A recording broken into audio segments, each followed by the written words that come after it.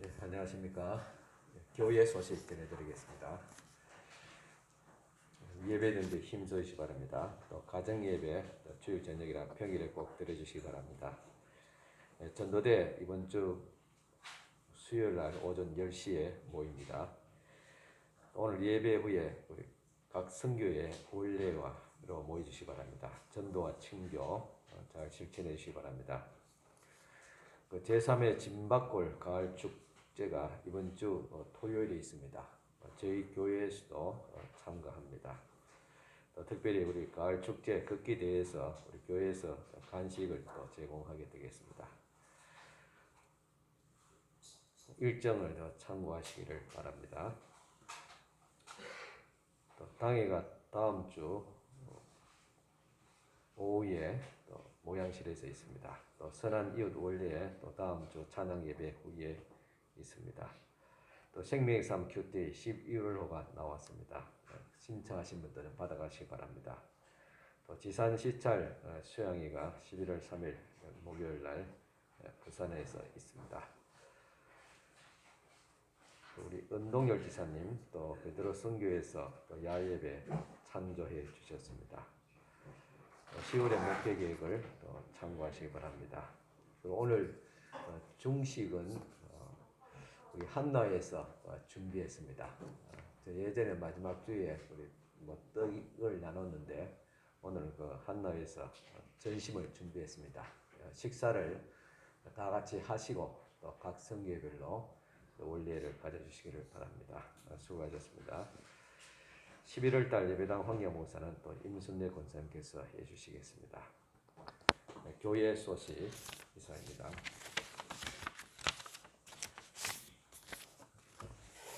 이제 우리 최재명 장로님 나오셔서 기도함으로써 주일날 예배를 드리겠습니다.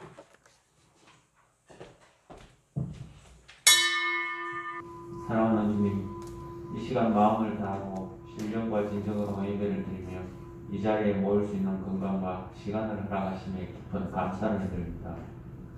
저희 교회를 사랑하사 너무나 좋은 날씨 속에 성도 모두가 즐겁고 아무 탈 없이 무사히 주님이 주신 아름다운 자연에서 하루를 지낼 수 있게 해주신 지난 야유의 시간에 다시 한번 감사와 찬양을 드립니다. 사랑의 주님, 부족한 저희들을 만물 중에 택하시어 주님의 자녀 삼아 은혜 베풀어 주셨으나 나약하고 의지가 약한 저희들이 지난 한 주간에도 세상을 살면서 지은 죄와 허물들이 많습니다. 주님만을 생각하며 살지 못하였고 주님의 말씀 안에서 살지 못하였고 주님의 생각을 따라 내 이웃에 행하며 살지 못하였습니다. 그저 제 기분에 따라 남 탓을 하고 남들을 미워했으며 남들을 멀리했습니다. 너무나 부족한 존재임을 느낍니다. 주님, 이 시간 간절히 고백하며 회개합니다.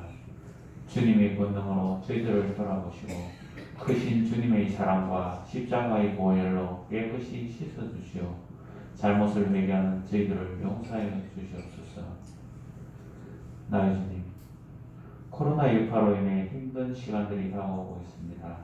주님 잊지 말고 기억하시어 저희들에게 지혜와 능력 주시고 어려움을 이겨낼 수 있는 통로를 열어주시어 다가오는 큰 파도를 헤쳐나갈 수 있는 나라와 성도들을 되게 이끌어 주시고 함께하여 주시옵기를 간절히 바라옵니다. 사랑이 많으신 주님, 주님의 자애로운 보살핌으로 저희 교회에 반석으로 뚝 설 수 있는 교회 되게 하여 주시어 성도들 간의 사랑과 선행과 격려와 이해와 기도 가득한 교회가 되게 하시어 꾸준히 부흥이 되게 하시옵길 간절히 바라옵니다. 사랑하는 주님, 단위에 계시는 목사님께 능력 주시어 사명 잘 감당하시고 하느님 말씀 전할 때 성령이 함께 하시어 말씀을 받는 성도 모두에게 은혜와 믿음의 기적이 일어나게 하시고 주님의 은총의 손길마다 교회를 위해 묵묵히 일하는 성도들과 그들의 자녀들에게 많은 축복이 있기를 간절히 바라오며 이 모든 말씀 우리 주 예수 그리스도의 이름으로 기도드립니다. 아멘.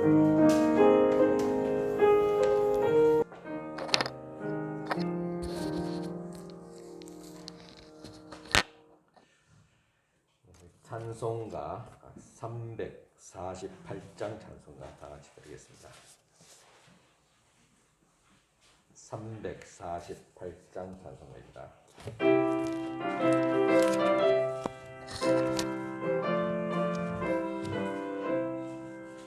악들과 싸울지라 죄의 것은 영예요 쟁쟁하게 싸울지라 저리 약한 멸망 심판 날과 멸망의 날 내가 선 눈앞에 곧 다가오리라 영광 영광 할렐루야 영광 영광 할렐루야 영광 영광 할렐루야 곧 승리하리라 악들과 싸울지라 죄악 벗은 영되여 고함치는 물이 더러 유한 막이 아닌가 무섭고도 더러운 죄 모두 떨쳐버리고 주 예수 붙들라 영광 영광 할렐루야 영광 영광 할렐루야 영광 영광 할렐루야 곧 승리하리라 이들과 싸울지라 죄악 벗은 영되여 구주 예수 그리스도 앞에 올리고 너를 도와주시려고 서서 기다리시니 어서 나오라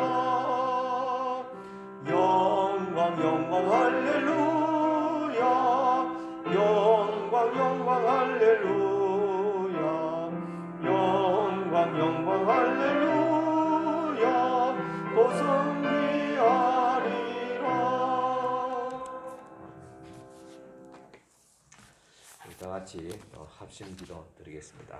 오늘 예배를 위해서 또 한 주간 또한 살아온 삶을 돌아보면서 주님 앞에 또 기도드리겠습니다. 하나님 아버지 감사합니다.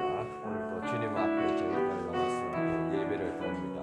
우리의 예배를 주께서 기쁘게 받아주시고 또 하나님 앞에 드리는 우리의 마음의 자세 주님 앞에 더 거룩하며 성결케 하여 주시옵기를 원합니다. 하나님 앞에 부끄러운 또 주님입니다. 우리의 모든 허물과 죄를 다 용서해 주시고 씻어버리게 해주시고 깨끗한 마음과 정결한 마음으로 주님 앞에 나아가 주시옵기를 원합니다. 우리의 불순간을 정사하고 있습니다. 용서해 주시고 다시 한번 더 우리의 몸과 마음을 거룩하여 주시옵기를 원합니다. 다시 회복할 수 있도록 주님 도와주시옵소서. 이제는 우리의 예배를 주께서 기쁘게 받아주시옵기를 원합니다. 하나님 아버지 감사합니다. 오늘도 주님 앞에 또 예배를 모였습니다.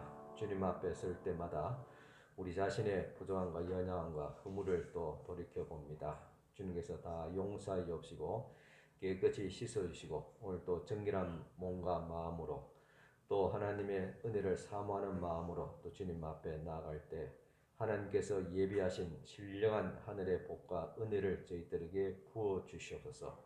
오늘도 말씀과 찬양과 기도 가운데 역사하시는 우리 주님을 만나게 하옵시고 위로받고 또 사명을 받아서 담대하게 세상에 나가 승리할 수 있도록 도와주시옵소서. 이 시간도 주님 앞에 먼저 귀한 10의 1조 예물을 올려드립니다. 첫 예물을 주님 앞에 드립니다. 정성껏 구별해서 주님 앞에 드립니다. 주께서 기쁘게 받아주시고 드린 손길들마다 주께서 물질로 복을 다해 주시고 또 첫 것을 주님 앞에 드렸음에 모든 물질 생활들이 또 거룩하며 온전하게 하옵시고 손실이 없도록 은총을 베풀어 주시옵기를 바라고 원합니다. 또 항상 지켜 보호하심에 또 감사하며 범사에 감사드리며 영육간에 강건하게 하옵시고 주님의 은혜 감사합니다. 또 하나님의 은혜 감사하며 또 주님의 은혜 감사하며 또 하나님의 은혜 감사하며 주님 앞에 감사의 예물들 또 주님 앞에 드립니다. 하나님의 은혜로 회복케 하심을 또 감사하며 범사에 감사하며 응답해 주심에 또 감사를 드립니다. 또 은혜에 함께 하시는 주님의 은혜 또 감사를 드립니다. 또 10월 또 함께 해주셔서 또 감사드리오며 또 하나님의 은혜 감사하며 귀한 또 감사함을 드립니다. 지켜주신 은혜에 또 감사를 드립니다. 또 주님 앞에 이름으로 감사하며 또 10월 한 달 열심히 또 살아왔습니다. 주님 앞에 합당한 자녀가 되기를 원하며 또 하나님의 은혜에 감사하며 귀한 감사의 예물들 올려드립니다. 이 손길들마다 주께서 은혜 베풀으시고 축복하옵시고 치료하여 주시옵기를 원합니다. 또 기도한 대로 소원대로 이루어지는 응답받는 은혜도 더하여 주시옵소서. 주님 앞에 주일에 헌금을 드리며 성교구제 장학금 예물 드립니다. 이 모든 아름다운 예물을 주께서 기쁘게 흠량하시고 받아주시옵소서. 예수님 이름으로 축복하며 기도드리옵나이다. 아멘. 이 시간 피아노 연주로 하나님 앞에 또 찬양 드리겠습니다.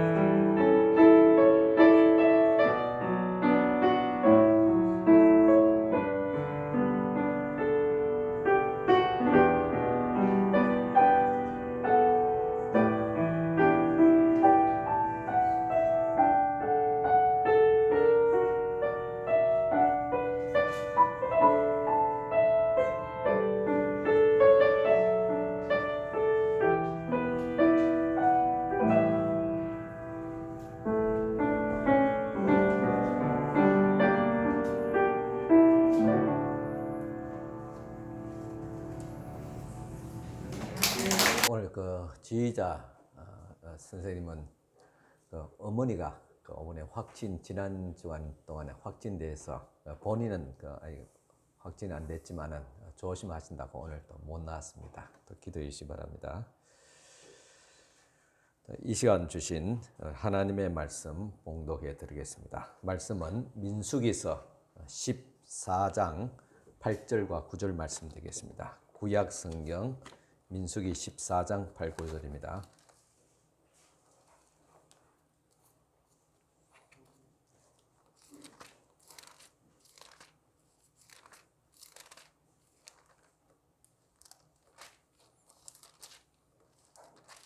민수기 14장 8절 9절입니다.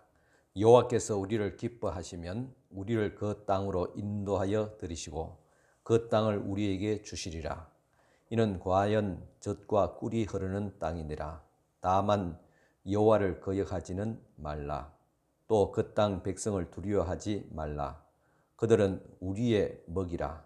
그들의 보호자는 그들에게서 떠났고 여호와는 우리와 함께 하시느니라. 그들을 두려워하지 말라 하나. 아멘.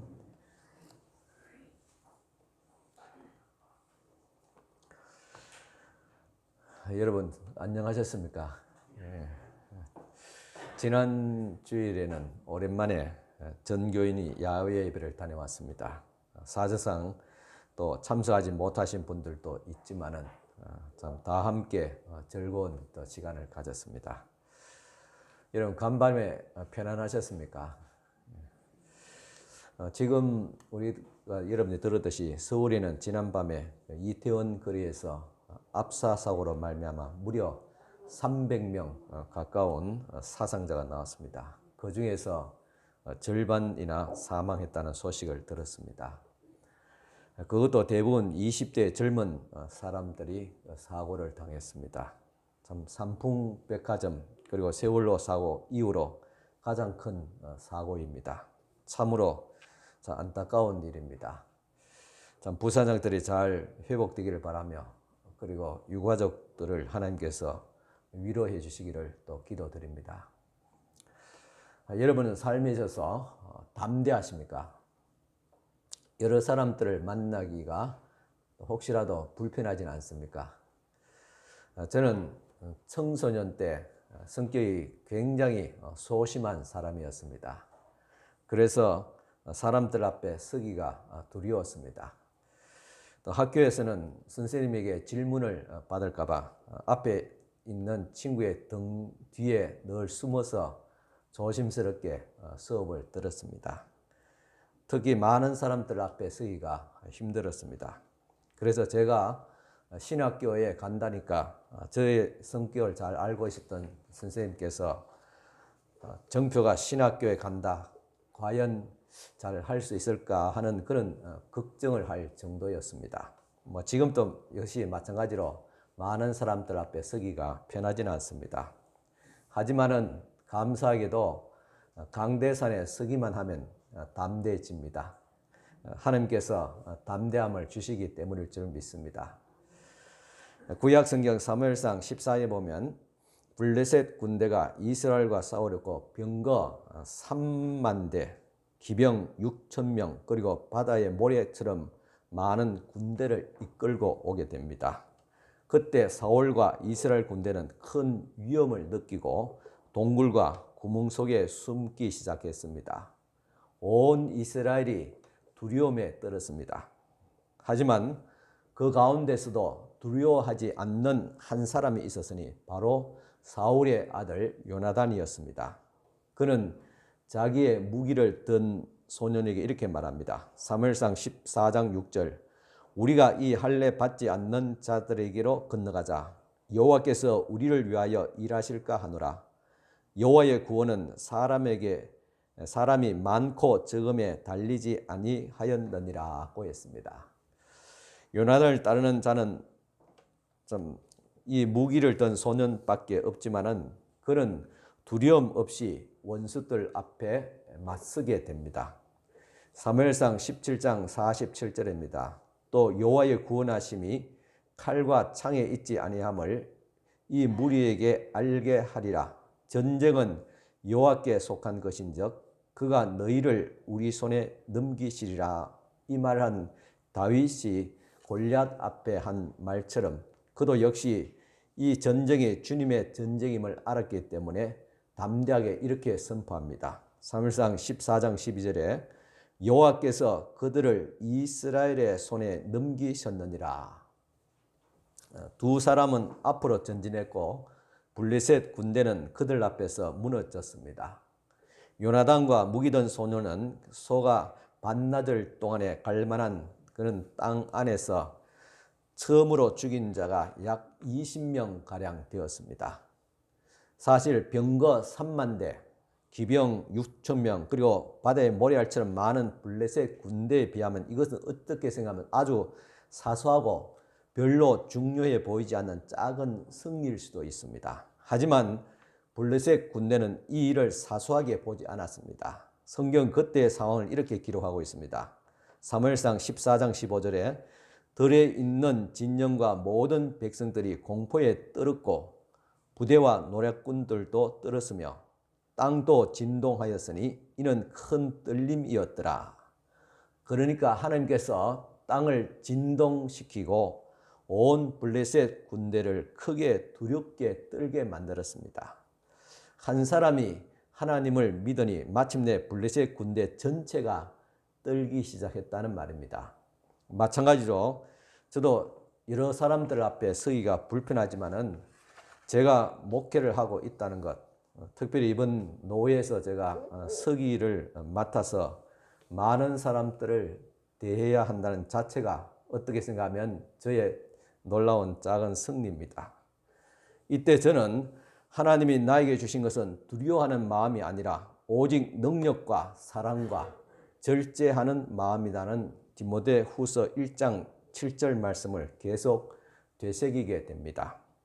하나님의 일을 하는 사람, 특별히 지도자에게 필요한 것은 이 세 가지가 아닌가 여겨집니다. 능력으로 일하고 사랑으로 섬기고 모든 일에 절제를 하는 것입니다. 특별히 오늘 지도자들이 능력도 있고 선행도 많이 했지만은 절제를 하지 못해서 곤욕을 치르는 사람들이 많습니다.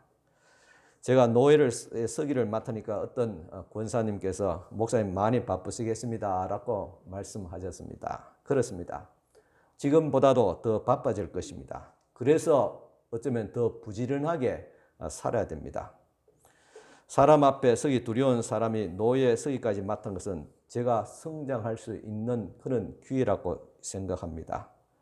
목사가 성장하면 교회도 더불어서 성장하게 됩니다. 그렇게 되기를 바랍니다. 그리고 목사가 노예를 섬긴다는 것은 교회가 노예를 섬기는 것과도 같습니다. 그래서 이제 우리 교회도 노예를 섬기는 교회가 되었습니다. 성도님께서 많이 기도해 주시고 또 협력해 주시기 바랍니다. 기도 제목은 앞에서 말씀드린 것 같이 제가 능력으로 일하고 사랑으로 섬기고 모든 일에 절제, 즉 겸손한 사람이 되는 것입니다. 지금 몇 주간 동안 우리는 두려움이란 주제를 가지고 말씀을 나누었습니다. 이제 그 두려움을 극복할 뿐만 아니라 이기는 데까지 나아가게 됩니다. 이스라엘 백성이 가나안 땅에 이르러 믿음 없는 정탐꾼 10명의 말에 의해서 즉 약속의 땅에 관한 악한 정보를 듣고 백성들은 두려움에 떨게 됩니다. 그때 여호수아는 중대 발언을 했습니다. 민수기 14장 9절에 다만 여호와를 거역하지 말라. 또 그 땅 백성을 두려워하지 말라. 그들은 우리의 먹이라. 그들의 보호자는 그들에게서 떠났고 여호와는 우리와 함께 하시느니라. 그들을 두려워하지 말라. 참 안팎에서 우리에게 두려움을 주는 것이 있는 것은 사실입니다. 그렇지만 우리의 먹이가 될 수 있다는 것, 즉 우리가 이길 수 있다는 것이 얼마나 대단한 말입니까? 여호수아의 이 말은 정확히 무슨 의미이며 우리는 어떻게 우리의 대적을 먹이로 삼을 수 있을 수 있는가? 이 두려움의 원인이 무엇입니까? 그것은 바로 죄입니다. 범죄할 때 사람은 두려움을, 부끄러움을 느끼게 됩니다. 죄를 누가 짓게 유혹했습니까? 마귀가 유혹을 했습니다. 그런데 하나님께서 이제 그 마귀를 대적하신다는 말입니다. 그리스도께서 십자가에서 마귀를 결정적으로 이겼습니다. 그래서 마귀는 더 이상 그리스도와 그의 백성을 대적하지 못합니다. 그래서 우리의 먹이란 말입니다. 그런데 지금 또 마귀는 우리를 두렵게 합니다. 하지만은 우리를 대적할 능력은 없습니다. 이 사실을 우리가 알고 마귀를 대적하게 될 때 마귀는 벌벌 떨고 물러갈 수밖에 없습니다. 그래서 두려움은 우리의 먹입니다. 사도행전 3장에 보면 베드로와 요한이 나사렛 예수 그리스도의 이름으로 성전 미문에 앉아있는 안전뱅이를 고쳐주는 사건이 나오고 있습니다. 이 사건은 대제사장과 그리고 장로들을 자극했습니다. 그들이 베드로와 요한을 붙잡아 놓고 다시는 예수의 이름으로 설교도 하거나 가르치지 말라고 명령합니다. 그때 베드로가 말합니다. 사도행전 4장 19절에 이르되 하나님 앞에서 너희의 말을 듣는 것이 하나님의 말씀 듣는 것보다 옳은가 판단하라. 대제사장과 관리들이 누굽니까? 바로 스승 예수님을 죽인 자들입니다. 그래서 예수님이 죽으신 후에 제자들은 두려워서 골방에 숨었습니다. 그런데 베드로가 그들 앞에서 이제 호통을 치고 있는 겁니다. 너희 말 듣는 것이 옳은가? 하나님 말씀을 듣는 것이 옳은가? 너희가 스스로 판단해보라. 담대하게 외쳤습니다. 그러니까 이제 대제사장과 관리들이 제자들 앞에 두려움을 감출 수 없었습니다. 어떻게 그렇게 되었습니까? 그리스도께서 십자가에서 두려움의 대장인 사탄 마귀를 이겼기 때문입니다. 그래서 마귀의 종인 대제사장과 관리들이 제자들을 두려워할 수밖에 없었던 것입니다. 원수의 손에서 풀려난 베드로와 요한은 어떻게 했습니까? 모두 함께 모여 기도했습니다. 사도행전 4장 29절 30절입니다. 주여 이제도 그들의 위협함을 굽어 보시옵고 또 종들로 하여금 담대히 하나님의 말씀을 전하게 하여 주시오며 손을 내밀어 병을 낫게 하시고 표적과 기사가 거룩한 종 예수의 이름으로 이루어지게 하옵소서 하더라 하겠습니다. 예수님의 이름으로 말씀을 전하지 말라는 경고를 들었을 때 오히려 그들은 한마음으로 모여서 예수 그리스도의 능력으로 더 담대하게 복음을 전하게 되었던 것입니다. 그렇게 해달라고 기도했습니다. 제자들은 예수님의 이름으로 많은 기적과 이사들이 일어나게 해달라고 기도했습니다. 바로 그때 하나님의 응답이 있었습니다. 사도행전 4장 31절입니다. 빌기를 다음에 모인 곳이 진동하더니 무리가 다 성령이 충만하여 담대히 하나님의 말씀을 전하니라. 온 땅이 진동했습니다. 땅이 진동한다는 것은 사람들에게 두려움을 주지 않습니까? 며칠 전에 지금 충청도에서 지진 4.1인가 하는 지진이 일어났습니다. 물론 큰 지진은 아니지만 사람들은 그 떨릴 때, 소리가 날 때 두려움을 가졌습니다. 더 큰 지진이 5.0, 6.0 정도 이상되면 건물이 무너지고 또 균열이 가며 사람 몸이 흔들립니다. 그러면 공포에 휩싸이게 됩니다. 참 예수님의 제자들이 모여서 함께 기도할 때 이와 같은 진동이 있었더라 하겠습니다. 이 진동은 세상 사람들에게 두려움을 주었지만 제자들에게는 담대함을 주었습니다. 그들이 직면한 적이 오히려 그들의 먹이가 되었기 때문입니다. 사사기에 보면 이스라엘 백성들이 하나님의 약속과 임재를 하찮게 여길 때마다, 즉 하나님을 등지고 살아갈 때마다 대적들이 일어난 것을 볼 수 있습니다. 그러면 이스라엘은 두려워서 떨면서 생존할 방법을 찾고 다니다가 또 하나님 앞으로 그렇게 간구합니다. 그때마다 하나님은 여기가 길이다고 말씀해 주시고, 그리고 하나님은 기적과 같은 일을 일으켜 주셨습니다. 산꼭대기에서 이스라엘 군대 300명이 나팔과 횃불과 빈 항아리를 들고 싸우는 것을 생각해 보십시오. 상식적으로 보면 그는 자살 행위가 다름없습니다. 완전 무장한 10만 대군 앞에서 그저 여호와를 위하라, 기도원을 위하라고 소리만 쳤을 뿐입니다. 그런데 이런 어리석게 보이지만은 우리에게는 그것이 바로 하나님의 큰 능력이었습니다. 바울이 말합니다. 고린도서 1장 18절에 십자가의 도가 멸망하는 자들에게는 미련한 것이요 구원을 받는 우리에게는 하나님의 능력이라. 그렇습니다. 십자가는 마귀를 이긴 상징이자 지금 또 두려움을 이기는 능력입니다. 이 사실을 깨달으면 우리는 두려움에서 자유로울 수 있습니다. 그런데 하나님은 우리가 성장하도록 종종 대적을 앞에 두실 때가 있습니다. 즉 두려움을 느끼게 한다는 사실입니다. 사실 우리를 대적하는 원수 때문에 하나님 앞으로 나아가는 경우가 많습니다. 요셉이 형들의 미움을 받아 애굽으로 가는 상인에게 팔렸습니다. 애굽의 장군 보디발 집에 종으로 갔는데 주인의 아내가 유혹을 합니다.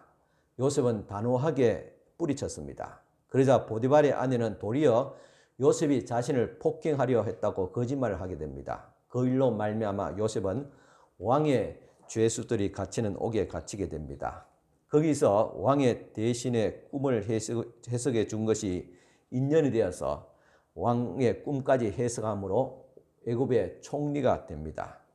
그러니까 전에 섬겼던 애굽의 친위 대장 보디발보다도 더 높은 자리에 오르게 되었습니다.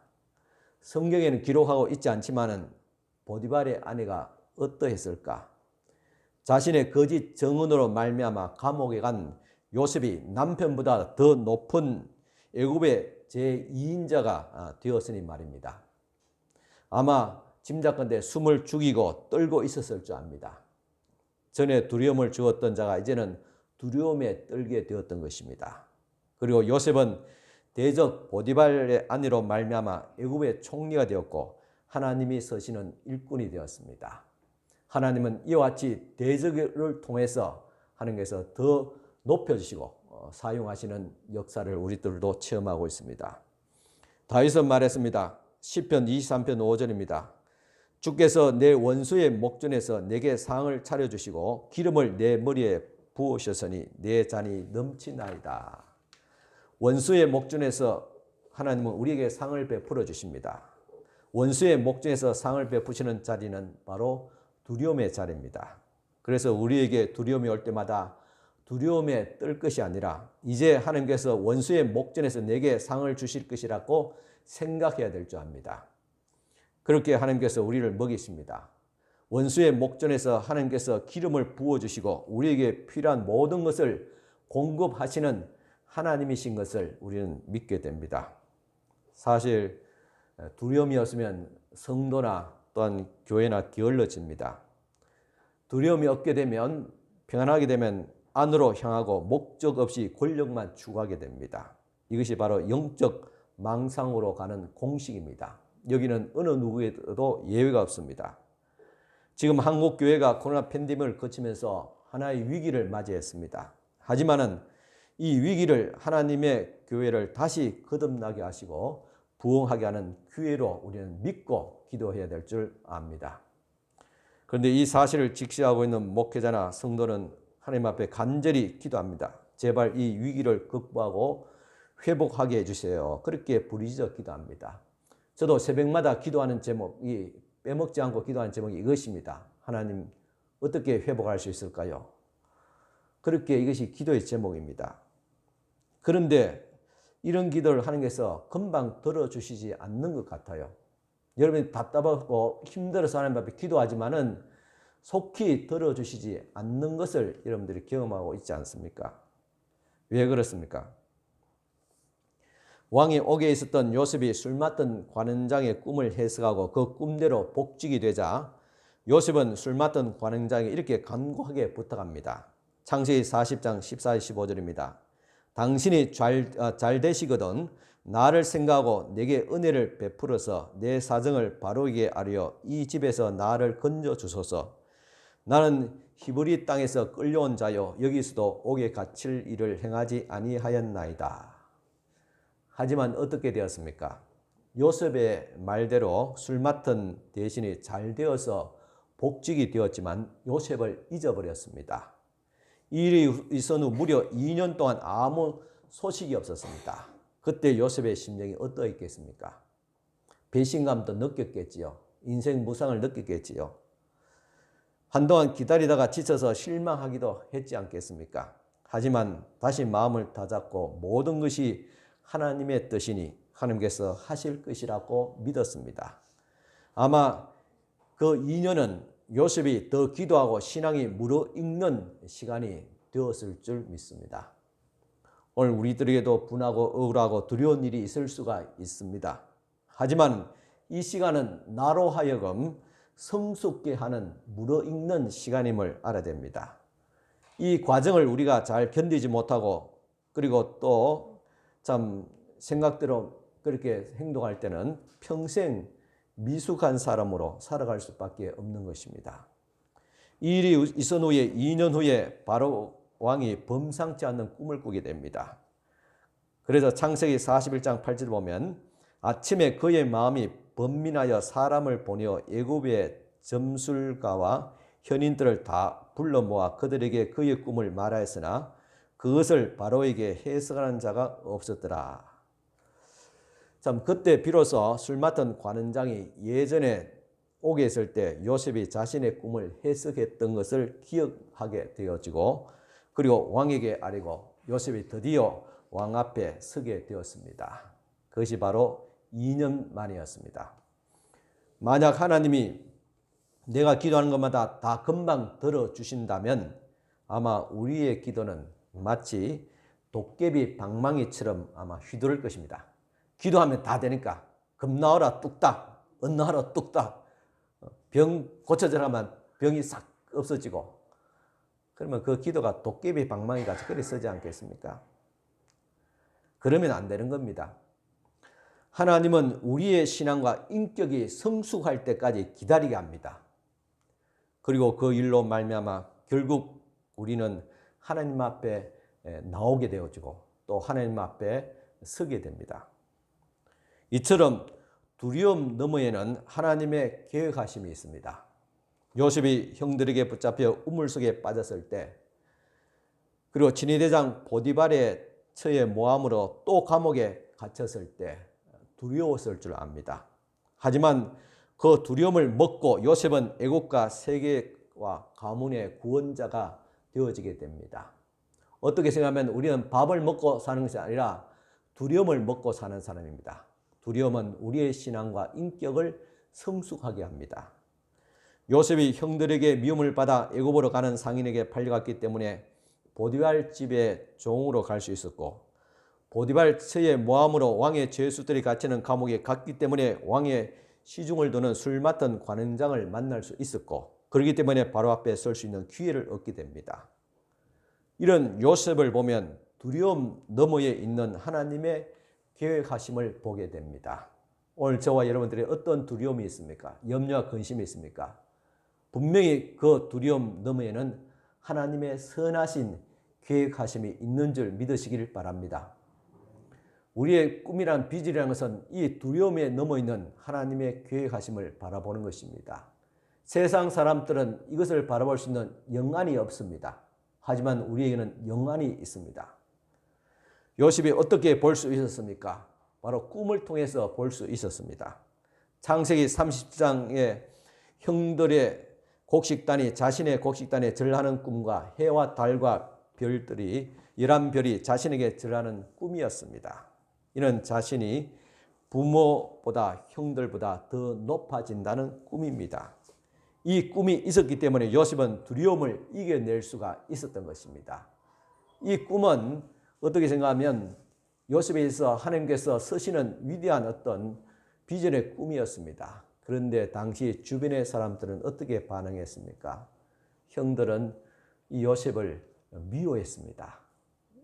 제일 막둥이에서 두 번째 되는 너가 형들보다 더 높아져서 우리가 너에게 절을 한다니 이런 자존심 꾸기는 일이 어디 있느냐 그렇게 화를 내고 분노하고 그것이 급기야 동생을 죽이는 데까지 나가게 됩니다.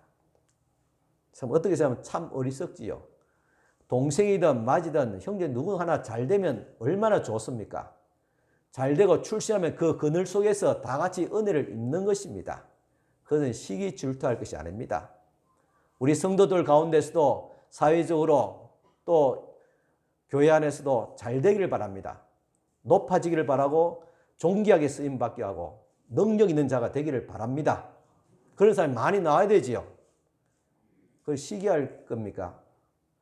이렇게 잘 되는 사람이 나오면 같이 함께 우리 은혜를 받잖아요. 그 그늘 속에 살아가지 않습니까? 요셉의 형들은 그렇게 생각하지 못했던 것입니다. 그러나 요셉은 이 꿈을 가지고 있었습니다. 이 꿈이 있었기 때문에 그에게 닥치는 두려움을 이겨낼 수가 있었습니다. 우리 부모들이 온갖 고생을 감수할 수 있었던 것은 꿈이 있기 때문입니다. 부모의 꿈은 무엇입니까? 자식입니다. 자식이 잘 되는 하나의 소원밖에 없습니다. 그것을 바라보면서 오늘날 어려운 고통과 두려움을 극복할 수 있었던 것입니다. 그런데 자식이 원하는 대로 되지 않을 때 그 꿈은 일순간에 무너지게 됩니다. 그러면 부모는 살 희망을 잃어버리게 됩니다. 하지만 하나님께서 우리에게 주시는 꿈은 이런 불완전하고 무너지는 꿈이 아니라 영원하고 견고한 꿈입니다. 고린도후서 5장 1절 만일 땅에 있는 우리의 장막집이 무너지면 하나님께서 지으신 집 곧 손으로 지은 것이 아니요 하늘에 있는 영원한 집이 우리에게 있는 줄 아느니라 했습니다. 사실 이 땅의 희망은 이 땅이 끝날 때 다 사라지게 됩니다. 하지만 하나님께서 주시는 꿈은 영원합니다. 무너지지 않습니다. 왜냐하면 사람의 손으로 지은 것이 아니라 하나님께서 지으신 것이기 때문입니다. 요셉에게 주신 꿈도 마찬가지로 하나님께서 주신 꿈입니다. 그렇기 때문에 반드시 이루어졌습니다. 이런 확신이 있었기 때문에 요셉은 두려움을 극복할 수 있었습니다. 창세기 40장에 요셉이 왕의 옥에 갇혔을 때 술 맡은 관원장과 떡 굽는 관원장이 동시에 꿈을 꾸게 됩니다. 아침에 요셉이 들어가 보니까 그들의 얼굴에 수심이 가득했습니다. 창세기 40장 7, 8절 보면 요셉이 그 주인의 집에 자기와 함께 갇힌 바로의 신하들에게 묻되 어찌하여 오늘 당신의 얼굴에 근심의 빛이 있나이까? 그들이 그에게 이르되 우리가 꿈을 꾸었으나 이를 해석할 자가 없도다 했습니다. 왜 왕의 신하들이 근심에 가득 찼습니까? 꿈은 꾸었는데 이 꿈을 해석할 수 없다는 말입니다. 이 말은 무슨 말입니까? 꿈이란 것은 우리의 어떤 미래에 되어질 것을 예시하는 의미가 있습니다. 그런데 우리가 미래를 알 수 없다는 말입니다. 앞으로 어떻게 될지, 우리 자녀들이 어떻게 될지, 우리의 건강은 앞으로 어떻게 될지 미래를 알지 못하기 때문에 두려운 것입니다. 그때 요셉이 이렇게 말합니다. 창세기 40장 8절 요셉이 그들에게 이르되 해석은 하나님께 있지 아니하니까 청하건대 내게 이르소서. 해석은 하나님께 있습니다. 하나님께서 나를 통하여서 해석해 줄 테니까 말해보라는 것입니다. 바로도 꿈을 꾸게 됩니다. 어떻게 보면 좋은 꿈 같은데 어떻게 보면 흉한 꿈이었습니다. 그래서 아침에 바로는 마음에 두려움이 가득했습니다. 그래서 이렇게 말합니다. 창세기 41장 8절에 아침에 그의 마음에 번민하여 사람을 보내어 애굽의 점술가와 현인들 모아 불러 그들에게 그의 꿈을 말하였으나 그것을 바로에게 해석하는 자가 없었더라. 바로 역시도 마찬가지로 그가 꿈을 꿨는데 이것이 길한 꿈인지 흉한 꿈인지 또 두 가지 다 그렇기도 하고 그래서 이것을 해석하는 자가 없기 때문에 두려웠습니다. 그래서 요셉이 바로 앞에 서게 됩니다. 바로가 묻습니다. 창세기 41장 15절 내가 한 꿈을 꾸었으나 그것을 해석할 자가 없더니 들은즉 너는 꿈을 들으면 능히 푼다 하더라. 그때 요셉이 한 말입니다. 창세기 41장 16절에 요셉이 바로에게 대답하여 이르되 내가 아니라 하나님께서 바로에게 평안한 대답을 하시리다. 요셉은 하나님께서 해석해 주시는데 평안한 대답을 해 줄 것이라고 말합니다. 그렇다면 요셉이 바로에게 말한 편안한 대답이 무엇이었습니까? 그것은 단지 그 꿈에 대한 해석뿐만 아니라 이 꿈을 통해서 일어난 일들을 대비하고 복은 받되 화를 면하게 하는 구체적인 방법까지 제시해 주게 되는 것입니다. 오늘 이 시대에 많은 사람들이 이 시대가 어렵다, 불안하다, 또 문제가 있다 그렇게 말합니다. 또 한국교회, 또 저희 교회 또 코로나 팬데믹을 거치면서 문제가 많다, 위기에 있다 그렇게 말합니다. 그렇지만은 지도자는 하나님의 사람들은 위기를 직시할 뿐만 아니라 그 위기에 대한 대안이 있어야 됩니다. 어떻게 이 문제를 해결하고 뚫고 나갈지, 극복할지 그런 대안이 있어야 됩니다. 그래야지 미래한 두려움을 극복할 수 있었습니다. 바로 요셉이 바로에게 평안한 답을 주시라는 이 말은 그 대안까지 제시해 주실 거라는 말입니다. 바로가 요셉에게 자신의 꿈을 말하자 요셉은 하나님이 앞으로 하실 일을 보신 것이라고 말합니다. 바로는 단지 자신의 꿈의 의미를 알고 싶어서 요셉에게 물었지만은 요셉은 바로에게 모든 역사를 계획하시고 그 계획을 이루시는 주권자가 다른 신이 아닌 여호와 하나님이신 것을 선포하게 됩니다. 요셉은 바로가 꿈의 해석을 통해서 하나님이 앞으로 어떤 계획을 하실지를 알리게 됩니다. 살찌고 아름다운 일곱 암소가 흉하고 파래한 일곱 암소에게 잡혀 먹는 것과 무성한 일곱 곡식이 있고 또 동풍이 마른 일곱 곡식이 삼키는 이 바로의 꿈은 두 가지 꿈을 꾸었지만 동일한 의미가 있는 것입니다. 요셉은 그 땅에 앞으로 7해 동안 풍년이 있지만은 그 후에 또 7해 동안 극심한 흉년이 될 것인데 그 흉년이 너무나 극심해서 앞에 있는 흉년을 잊어버리게 된다는 그런 꿈의 해석입니다. 여기까지는 여러분들 알 수 있겠죠. 어떻게? 아마 이 꿈을 바로가 저에게 물었을지라도 이 정도는 해석했을 줄 압니다. 7개는 1년, 7개 1만 7년 앞에 살찐소와 충실한 곳이니까 7년간 흉내 들고 또 7 마른 소와 그리고 말른 이삭 놓은 것은 앞으로 흉년이 또 이어서 7년 될 것이라 아마 저와 여러분도 이 정도는 해석할 거예요. 그런데 그 꿈의 해석보다 더 중요한 것은 어떻게 대비하느냐, 그 흉년을 어떻게 대비하느냐 방법입니다. 그래서 요셉 말합니다. 앞으로 있을 흉년 동안에 풍년이 오게 되는데 7년의 흉년을 극복하기 위해서 나라에 감독관을 두어서 7년의 풍년 기간 동안은 소산의 5분의 1을 거두어서 창고에 보관해서 7해 흉년을 대비하는 구체적인 대안까지 제시합니다. 이 또한 하나님께서 요셉에게 주셔서 알게 하신 것입니다. 하나님은 요셉을 통해서 애굽에 임할 위기를 알리시고 그 위기를 극복하기 위해서 대비책을 세우게 하심으로 애굽을 구원할 뿐만 아니라 요셉을 또한 높여주셨습니다. 요셉을 애굽 전체의 구원자로 공로자로 추앙받게 되었던 것입니다. 하나님은 이처럼 두려움을 넘어서 요셉의 꿈에 나타난 하나님의 계획하심이 성취되게 됩니다.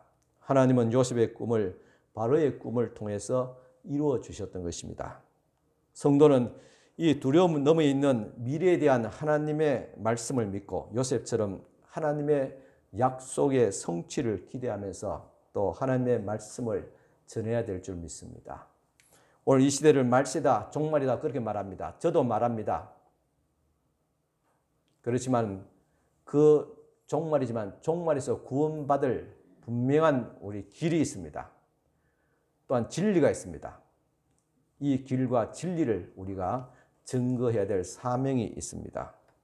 성도에게는 하나님이 역사의 주인 되심과 구원과 심판을 계획을 세상에 알리고 그리고 사람들이 회개하고 심판의 날을 대비할 수 있는 그렇게 하게 하는 사명이 있습니다. 성도는 이 사명을 충성스럽게 감당하고 충성된 주님의 종으로 인정을 받아야 될 줄 믿습니다. 주님께서 말씀했습니다. 사람을 옳은 길로 인도하는 사람, 즉 쉽게 말하면 전도하는 사람은 하늘의 별과 같이 빛나리라 그랬습니다. 마치 이 요셉이 바로의 꿈을 해석하고 대비시킴을 통해서 애굽에서 최고의 자리로 올라가 영광을 받았던 것처럼 우리는 전도할 때 이 사실을 하나님의 심판과 구원을 알리게 되고 이 사실을 통해서 전도가 되어질 때 주님께서 우리를 하늘의 별같이 주님께서 높여주신다고 약속을 하셨던 것입니다.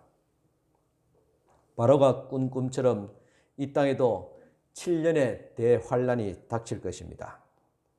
그럴 때 요셉이 준비한 것처럼 준비한 자는 환란을 통과하게 됩니다. 하지만 준비되지 않는 사람은 극심한 고통을 당하게 될 것입니다. 이 사실을 우리가 대비하고 그리고 증거해야 될 줄 믿습니다. 이제 우리가 선택할 때입니다. 지금 오늘 우리의 모습은 어떻습니까? 두려움을 정복하며 살아가고 있습니까? 두려움에 사로잡혀 있습니까? 이제 우리는 하나님의 약속의 말씀을 단 한 구절밖에 모를지라도 그 말씀을 붙잡고 일어날 때 두려움을 주는 원수 대적을 이길 수가 있습니다. 다윗은 자기 세대의 하나님의 백성과 맞붙은 가장 무서운 원수 골리앗을 이겼습니다. 그 일을 이루는 데는 자갈 한 추럭이 아니라 그 돌멩이 하나였습니다. 그것은 마치 하나님의 약속, 우리에게 주신 약속 한 말씀, 한 구절을 붙잡고라도 승리할 수 있다는 것을 우리에게 보여주고 있습니다. 증거하고 있습니다. 이것은 사람의 눈에 사소하게 보일지 모르겠지만 하나님의 눈에는 대단한 것이었습니다. 수백 가지의 성경 구절들을 우리가 덜먹일 필요가 없습니다. 그저 여러분들이 읽고 평소에 묵상했던 그 한 구절의 말씀만이라도 제대로 믿고 있다면 그 말씀이 블레셋 군대가 물매와 돌멩이를 들고 골리앗 앞에 달려드는 다윗을 비웃었듯이 오늘에도 이런 우리의 생각과 우리의 행동을 참 어리석다고 보는 사람들이 있을 수도 있습니다. 하지만은 그들은 말씀을 믿는 마음에 임하시는 하나님의 능력을 모릅니다. 하지만 하나님의 말씀 이 한 절이라도 한 구절이라도 붙잡고 이 시대 가운데서 의연하게 일어서는 자를 주님께서 찾으신다는 말입니다. 세계에서 이웃과 가정에서 떨치고 일어날 자를 주님께서 필요하십니다. 사탄이 거리의 젊은이들을 삼켰습니다. 부부관계를 깨뜨리고 가정을 파괴하는 걸 가만히 보고 있지 않을 자가 필요합니다. 원수를 이기시는 하나님이 계시다는 것을 반박할 수 없는 증거가 하나님의 백성 우리 안에 있어야 됩니다. 우리는 그리스도가 살아계시며 모든 능력이신 하나님의 오른편에 앉아 계시는 예수님을 우리가 알아야 됩니다. 여호수아가 이스라엘 백성에게 두려움 뒤로 물러서지 말라고 했듯이 주님은 오늘 우리에게 다시 말씀하십니다. 내 원수는 너의 먹이다. 그들의 보호자는 그들에서 떠났다. 그렇게 주님께서 말씀합니다. 맞습니다. 우리에게 두려움을 주는 것은 하나였던 두려움이었던 그런 말뿐이지 실제적으로 우리를 정복하지 못합니다. 우리를 두렵게 하는 자 원수 마귀는 떠났습니다. 그래서 우리 삶에 힘들고 어려운 일이 닥칠지라도 우리는 두렵거나 물러서지 말아야 됩니다. 그런데 우리에게 원수가 없다면 우리는 하나님의 능력과 공급하심을 제대로 깨닫지 못할 것입니다. 우리의 원수가 오히려 우리를 먹이고 원수 때문에 우리는 하나님 앞에서 힘과 양분을 얻게 됩니다. 하나님이 허락하지 않으시면 원수는 우리를 대적하지 못합니다. 고난이 있을지라도 하나님께서 조정하시는 고난입니다. 하나님께서 욥에게 많은 고난을 허락하셨지만은 마귀가 욥을 죽이지 못하게 했습니다. 건드리지 말라 그렇게 말합니다. 그의 생명은 건드리지 말라 그렇게 제한된 고난이었습니다. 즉 하나님께서 조정하시는 고난입니다. 그렇기 때문에 우리는 그 고난을 이겨낼 수가 있습니다. 오늘 여러분들은 이 원수를 두려움을 대적하기로 작심하시기를 바랍니다. 두려움에 물러서지 말고 여러분이 정말 대적하고 있는 것이 무엇인가를 볼 수 있는 영의 눈을 열어달라고 하나님 앞에 기도할 수 있기를 바랍니다. 여러분은 이 땅에서 여러분 앞에 서 있는 거인만, 즉 두려움만 보겠습니까? 아니면 그 넘어 있는 하나님의 계획하심을 보겠습니까? 어려움이 올 때 오히려 하나님 앞에 나아가 기도함을 통해서 하나님의 임재 속에 들어갈 수 있기를 바랍니다. 그러면 하나님의 능력 안에서 모든 원수를 대적할 수 있는 지혜와 능력을 얻게 될 것입니다. 우리에게 두려움을 주었던 원수 마귀는 우리의 먹입니다. 우리의 두려움을 주었던 권세자들과 주위의 모든 어려운 일들은 그들을 돕는 원수 마귀, 그들은 떠났습니다. 그래서 우리의 먹이가 됩니다. 그렇기 때문에 두려워하지 말고 담대하며 평안할 수 있기를 간절히 축원합니다. 기도드리겠습니다.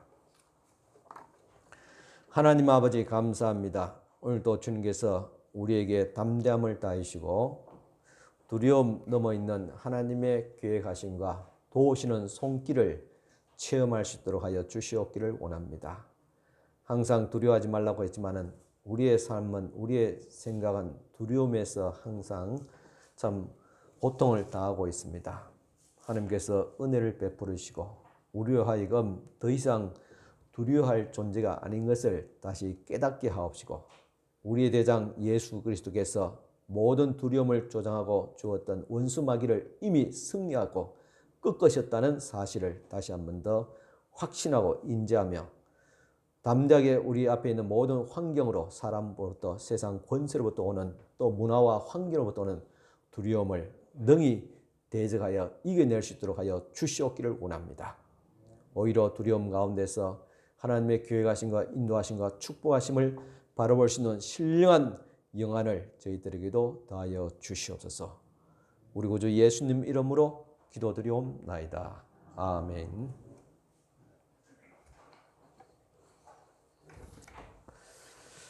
다 같이 우리 찬송가 505장 3절 찬송가 드리겠습니다. 505장 3절입니다.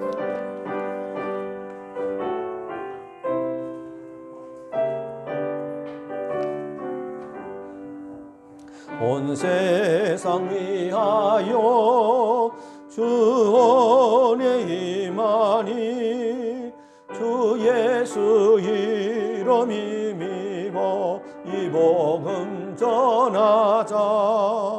먼 곳에 나가서 전하지 못해도 나 어느 곳에 있던지 널 기도 힘소리 전하고 기도해 매일 정인되리라.